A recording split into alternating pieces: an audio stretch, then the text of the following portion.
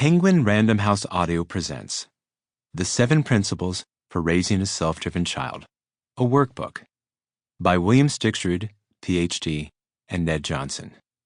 This is the author, Ned Johnson. Note to listeners, this audiobook includes a bonus PDF of exercises and graphs from the book. To the parents, educators, and mental health professionals in the U.S. and around the world who have taken the time to tell us how giving their kids, their students, and their clients more control has transformed relationships and improved lives. Their feedback makes me wish I had 25 more years to do this work. To all the parents who, for more than 30 years, have trusted us to work with their children, their greatest treasure, and to all those wonderful kids, teens, and young adults, from you, we have learned so much about how people think, learn, grow, and thrive, helping us become better educators, parents, and people. We are endlessly grateful. Introduction: How to use the 7 principles. A couple of years ago, we noticed that the same woman kept attending our talks, which we have given regularly to thousands of parents and educators. She seemed to listen attentively, took copious notes, and asked good questions. Our script isn't that different from one talk to another, so we were curious about why she kept showing up. Was she a talent scout? A competitor looking to start her own series of talks? After we saw her at a 4th lecture, we simply decided to ask her, "Why do you keep coming to hear us?" "I always leave your talks feeling so calm," she explained. "Like it's safe to trust my kid and to not feel that I have to be on him all the time. But then something will happen. He'll lie to me, or screw something up, or I'll feel pressure from another parent who mentions how their kid did on a big math test I didn't even know about, or I'll get pressure from my kid's teacher, and I'm back to being panicked." We were her version of a calm button. It made sense. Our core message is that kids do better when they have a sense of control over their lives. Although it's a message that's supported by hundreds of scientific studies, the guidance sometimes feels counterintuitive to parents and counterintuitive to the culture we live in which parents are expected to control their kids. The problem with this expectation, however, and this is one of the most profound things we have learned about children and about people in general, is that you can't make them do things against their will. You can't force an infant to stop crying, a defiant child to do schoolwork, or a teenager to break up with a boyfriend she insists she loves, which means that you really can't control them. And the fact that we can't actually make them bend to our wishes, even if we are just trying to protect them from failure or pain, means that it couldn't possibly be our responsibility to make sure our kids behave well in public, do their homework every night, do their best every time, make decisions that we agree with, or turn out a certain way. Coming to terms with our lack of control is the first step toward feeling that it's safe and right to give up what doesn't work and to find more successful ways of motivating, encouraging, and persuading our kids. If you haven't read our work before, know that every bit of advice in this book and our previous books, The Self-Driven Child and What Do You Say, is based on the latest research in psychology, neuroscience, and education, as well as 65 years of combined experience working with children, teens, and young adults.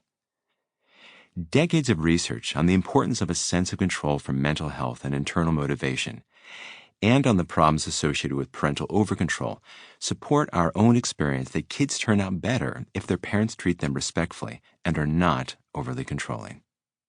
This is, in part, because a low sense of control is the most stressful thing we can experience, and an absence of agency contributes strongly to all of the stress-related mental health problems affecting young people, including anxiety disorders, depression, eating and substance use disorders, and self-harm. The U.S. Surgeon General recently referred to the current status of adolescent mental health as the defining public health crisis of our lifetime. And younger children are developing anxiety disorders and major depressive disorders and are being admitted to hospitals for suicidal thinking. The financial and emotional costs of the current levels of anxiety and unhappiness in young people are enormous. And the foothold that will help us climb our way back to firmer, healthier ground is nurturing and making space for a sense of control. So often, serious problems are actually symptoms of a low sense of control. We treat the symptoms, and rightly so, but we also need to look at the bigger picture. If you're engaging in self-harm or have an eating or substance use disorder, you're trying to get some control over emotional pain that feels uncontrollable. If you're anxious, your thinking feels out of control. You'd like to stop worrying, but you can't. If you're depressed, life feels overwhelming and uncontrollable, and it's hard to get out of bed. The common denominator in all of these is pretty clear.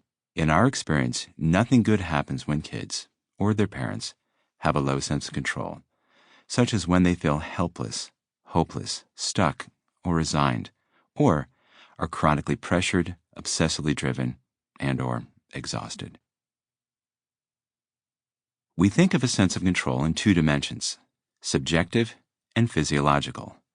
Subjectively, when you have a sense of control, you have a strong sense of autonomy, and you feel confident that you can cope with the challenges that come your way.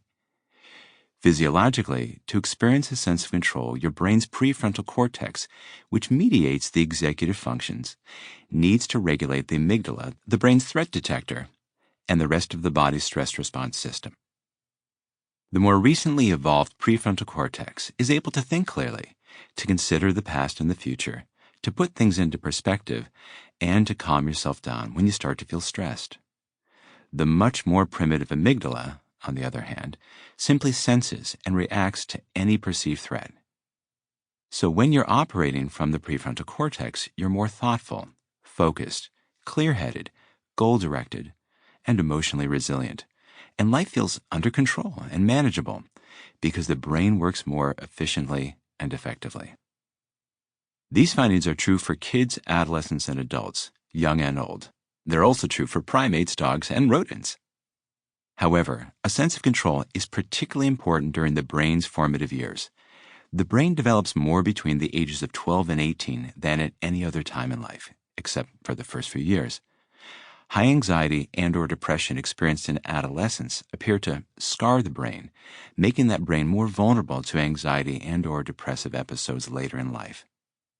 For example, if teenagers become depressed, they will be more vulnerable to insomnia, pessimism, and to feeling a lower level of enjoyment from positive experience than they did before, even after they start to feel better. This will place them at higher risk for depression than they would have been otherwise.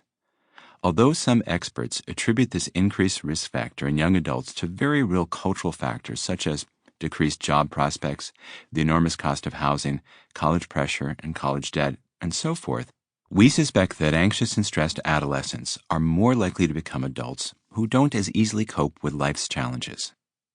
For this reason, mental health experts emphasize the importance of preventing mental health problems in young people. Increasing a sense of control is also one of the most powerful ways of treating mental health problems in children, teens, and adults.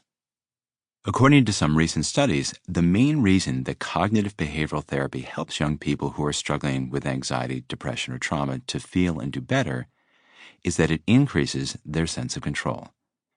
It helps them gain control over their negative thinking, learn to regulate their stress response, and have the experience of handling things that used to make them panic. Recent studies have also shown that one of the main reasons sleep, exercise, and meditation promote mental health is that we feel a stronger sense of control when we're well rested, after we've deeply relaxed our minds and bodies, and after we've blown off stress through exercise. Studies also show us that a healthy sense of control is crucial for developing the self-motivation that we want to nurture in kids. For kids to be self-motivated, they have to have a sense that this is their life, that they can solve problems through their own efforts, and that they aren't simply jumping through hoops or doing things to get a reward or avoid punishment. In other words, they need to have a sense of control. So why don't parents operate in ways that encourage their child's autonomy? If the science is that clear, and the consequences of not supporting autonomy are potentially dire, why isn't this guidance baked into our culture? Haven't we generally evolved as a species in ways that serve us? Isn't this one such way? The reason is that encouraging a sense of control can be hard for parents and for educators. The more we sit on our hands, zip our lips, and support a child's autonomy, Sample complete. Ready to continue?